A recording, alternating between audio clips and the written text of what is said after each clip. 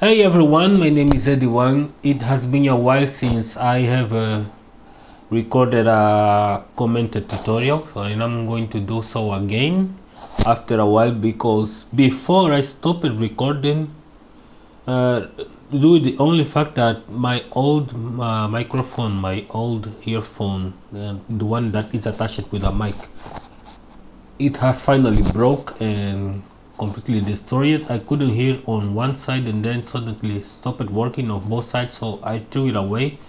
And just recently, like yesterday, I bought a new earpiece. This one is from a mobile one, but it seems to be working perfectly, and I hope the audio quality is actually good so you guys can hear me much better this time. And just to make sure, I have disabled the audio from the stages in order to record this tutorial.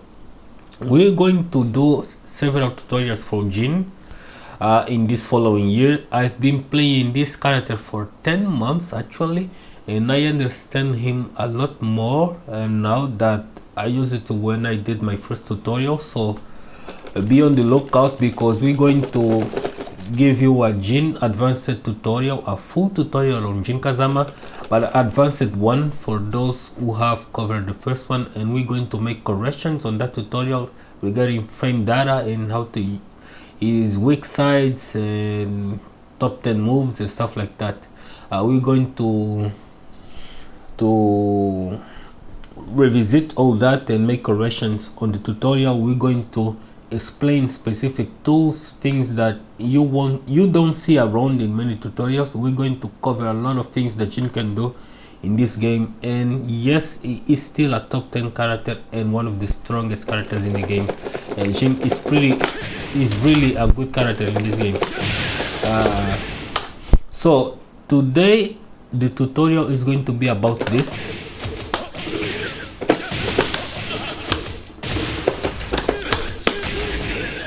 This is a pretty cool looking combo, right? But it's kind of hard to learn because everyone knows how this works, but there is actually a trick that makes every mix up that you do from this at some point, every part of this mix up, if you guess right, one of them is going to be guaranteed. Otherwise your opponent cannot really block, at least not all of them at once. They can only block one, and they have to trust their instincts in order to try to block and stay there. So we're going to learn how to do this on advanced players. There is a trick actually that I learned recently, and every time I try this and my opponent tried to be too classy to try to avoid both mix-ups, he got launched by this. Too late. Yeah, he got launched by this like several times. So what is the trick? When Jin does this, he is at plus 17 frames, right? So the opponent cannot really duck this, but there is a problem. A lot of people knows it, so they just respect this for as long as they can before you actually do the 1+2 part. But if you cancel this at exactly when Jin is at plus 13 frames left, which is actually the same frame window where you want to cancel this into crouch dash, as you guys can see, Jin actually goes into crouch dash before Dragunov even recovers, as you guys can see. So if you do this on the frame,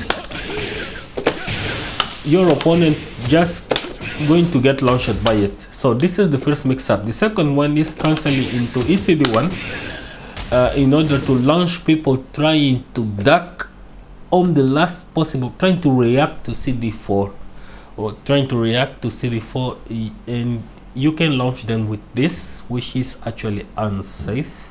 It's minus 13, but in many cases it's still going to work. You can also do this, and this also works at the wall, and also parts from the same principle that people will try to duck this on the last possible frame to avoid this stuff. So every time someone tries to avoid this mix-up. If you calculate really well and delay your Zen 1 plus 2 at max delay when there is like exactly 13 frames plus left, your opponent, if he tries to react to the CD4 at this frame, if he tries to react to this, this one is going to launch regardless, because the timing window that you get to cancel this is the same time where you can input this on the last possible frame and launch it. So it's a bit tricky to learn. It's almost like a version of Jin of Townjet Upper that is not an unblockable, but finding the perfect window to land this consistently will actually net you a 16 damage launcher on the ground that you can then expand the damage on and do some insane stuff with it when they try to duck the CD4. So if you land this at least once in a game, I can guarantee you that you're going to get at least 2 times a free CD4. If your opponent sees you going for CD4 more than once, then he's going to try to duck this again, and then you can put in on this very same situation ever again. The combo is easy to land. You have a lot of time to land this. It's just finding the window that is kind of tricky, but if you can delay this at the max,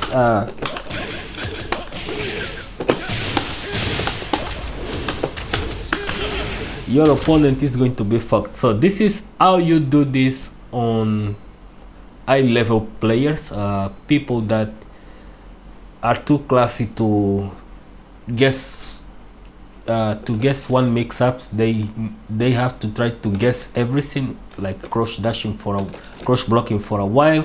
This is how you catch them. It doesn't matter who it is. This is a true tech from Jin, and he is really good, especially if you find the timing of the last frame, which is like when he is exactly at plus 13, and you do this, your opponent cannot react to the CD4 and try to block this at the same time. He has to pick one side, or either they stay standing and get hit by the CD4, or if they try to crush, they get launched, or if they try to react at the latest possible, you still have this, right?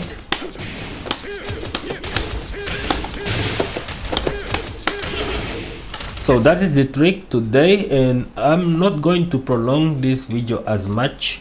That is all for today, and we're going to cover a few things for Jin in the future, specific tools, the tools that I have learned how to use it over the time of the 10 months.